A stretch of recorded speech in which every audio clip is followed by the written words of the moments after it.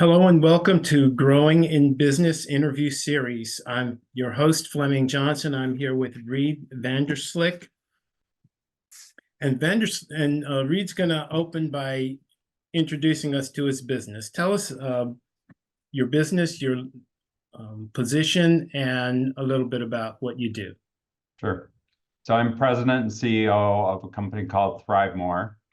We have 4 retirement communities throughout North Carolina. Most of them, 3 of the 4 are what the industry calls life plan communities or CCRCs, which means that we have all levels of care for someone that is an older adult. So everything from independent living, assisted living, memory care, and skilled nursing, all on the same campus.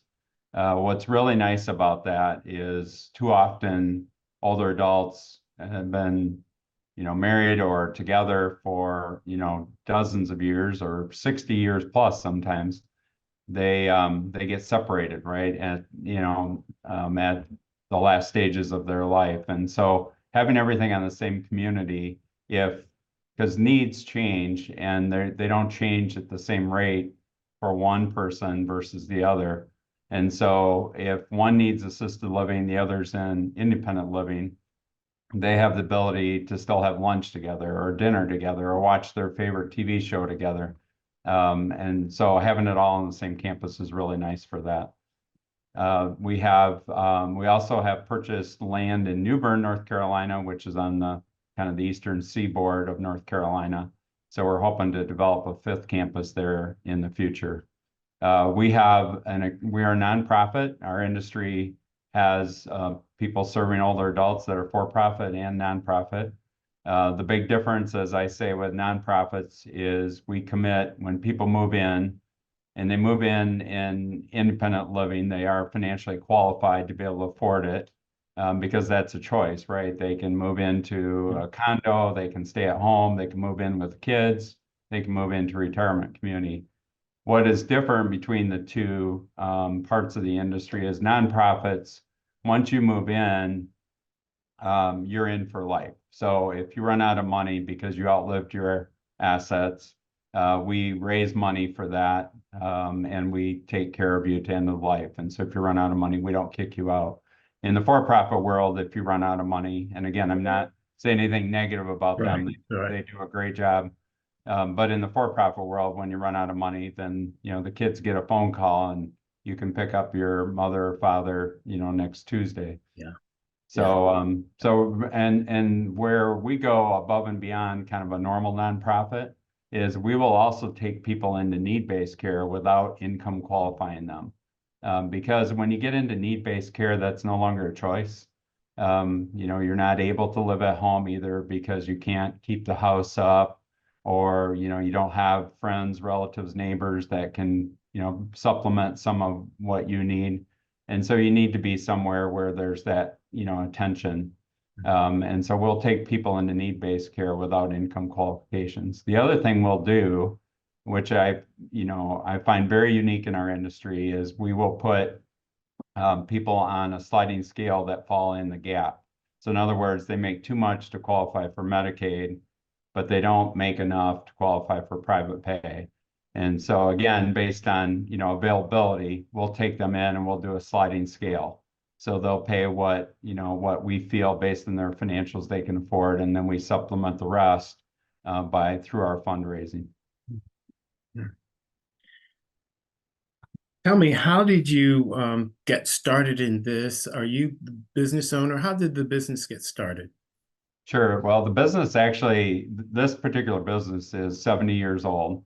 Got started by the State Baptist Convention of North Carolina 70 some years ago. They did about 20 some years ago, they did leave the State Baptist Convention and went really on their own as their own nonprofit organization. Okay. And tell us about your role. Sure. So I came in 4.5 years ago as the president and CEO. I moved here from Ann Arbor, Michigan, where I was the president and CEO of a community there, and had also been in the industry for 13 years before that in Grand Rapids, Michigan. I actually have two careers, one 20 years, which was manufacturing, and then I got into this industry. And I'll tell you, when I got into the industry, I said, this is my true north. It's what, motivates me, to get up and put your energy and your experience to work in helping other people is very rewarding. Okay, tell me, what do you think, or just in your experience, are some common misconceptions about running a business? Sure. I think sometimes we overcomplicate it. If you think about it, every business is built on having revenue and expenses that are less than revenue because you need it to either, reinvest in the business going forward. You need it to build reserves. And so I think often it gets, overcomplicated. And I think if we get back to the basics of pay attention, to the revenue, how do you grow the revenue? How do you ensure that, you're getting paid for the services or the products you're providing? And then, managing to that revenue with your expenses. And that's, obviously been challenging, especially in the last few years, with inflation, but it's really not any more complicated than that. Now, you're at the level president and CEO, and we hear an awful lot of conversations about work-life balance in business. Give me your take on that and how you manage it. Sure. It obviously is, it's not a 40-hour job, as you can imagine. But I think, and I tell, the team that I work with, the same thing, because they all have very busy jobs and they work hard as well. Is it's really hard to find, especially in our business, we're a 24/7 business. We're caring for older adults, around the clock. That you have to find those times where you can take a deep breath. And so while you might end up working an 11 or 12-hour day today, the next day you've got an opportunity, your significant other or your spouse calls you at noon and says, hey, I'm off this afternoon. Do you think you're able to get off? And if you are, take advantage of that, because that really kind of recharges and refreshes you. And, so when you find those openings, and they aren't always an afternoon, right? Sometimes it's just an hour and a half, where you can just be spontaneous. The other thing I think is really building a cohesive teamwork around you. So whatever group you're in, whether you're executive leadership or, or you're someone who's just starting your career, is, building that relationship with you, because that helps to make work feel more invigorating. So I think that's really important too. Are there any particular rituals and habits that you have that help you maintain that? I do, I do date night with my wife every Wednesday night. So if I'm busy at work, I shut it down and we do that.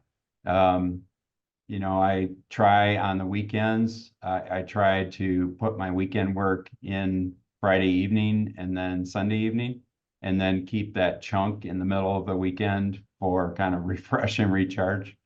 And I've done that for many, many years, and it's worked for me.